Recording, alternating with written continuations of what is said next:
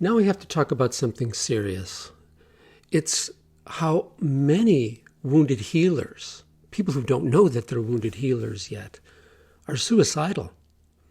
Now, I haven't mentioned, but I'm a psychiatrist, and I've worked in many hospitals with many young people who've come into the hospital because they've either tried to kill themselves or want to kill themselves.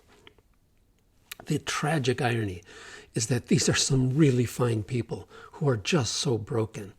They don't see a way forward. Here are some of the things that people who are suicidal tend to think that are tragically not true. They think, I can't feel anything different than this. I just feel absolutely terrible.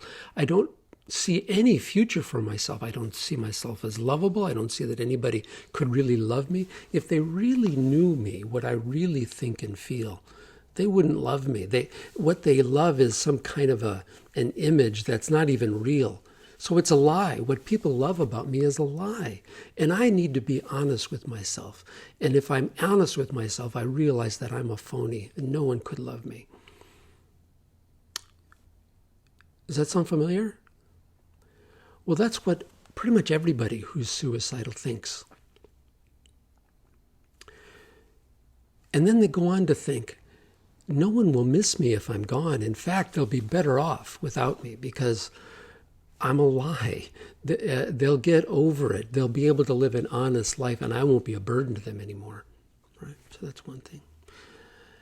And no one will miss me because what they're really missing is a lie. Well, here's what people who survive a person who's committed suicide actually think. As a psychiatrist, I hear both sides of it. I hear the part of the person who's suicidal, but I also hear the side of the family members and the loved ones who are left behind. There are three unfixable problems that they face, the people who survive the suicidal patient, or the person who commits suicide. The first unfixable problem, the first irreparable problem, is they have an unfixable guilt. You can't say anything to them that will resolve their guilt. Because if you love someone, you can always think of something you might have done. If only I had called, or maybe I shouldn't have said that thing that I said to them, or you'll think that, well, something was the last straw that broke the camel's back that caused them to commit suicide.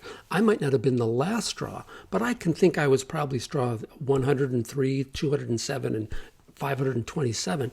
So you can think of all kinds of ways that you added to the burden of someone who you love.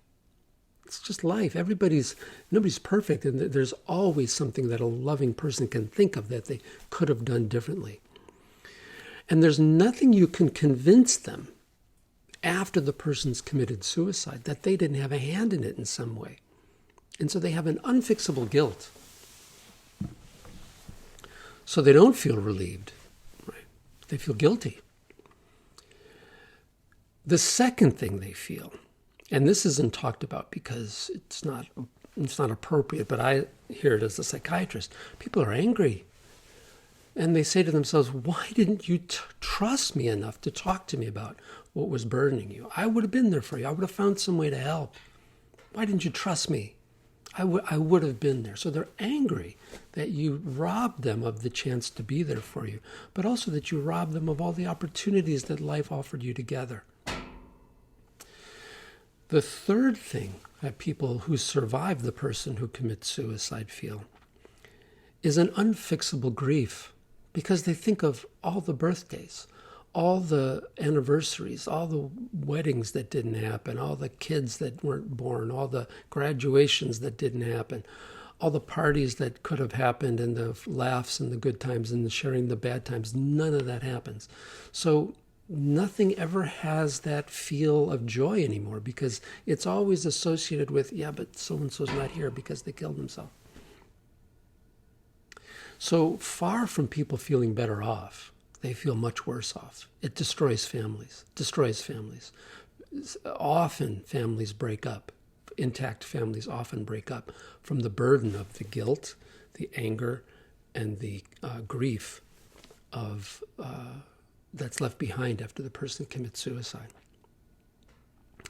I'm saying this not to put a burden of guilt on you or to guilt you out, but it's to say that your perception when you're this depressed is twisted a little bit, and it's not seeing reality clearly.